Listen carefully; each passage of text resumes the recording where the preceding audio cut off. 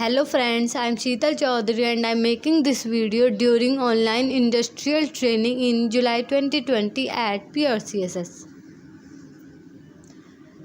Today this topic discuss SQL structured query language. Content. What is SQL? SQL commands, types of SQL commands, DDL and its commands, DML and its commands, DQL and its commands. What is SQL? Structured query language, as we all know, is the database language by the use of which we can perform certain operations on the existing database, and also we can use this language to create a database. SQL uses certain commands like create, drop, insert, etc. to carry out the required task. SQL commands. These are the mainly SQL commands: DDL data definition language, DML data manipulation language, DQL data query language.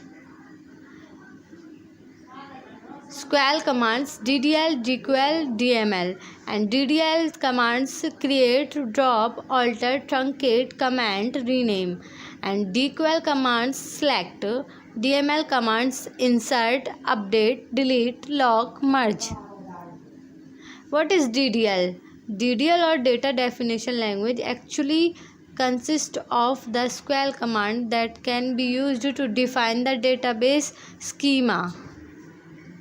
DDL commands create is used to create the database or its group objects like table, index, functions, views, store, procedure, and triggers.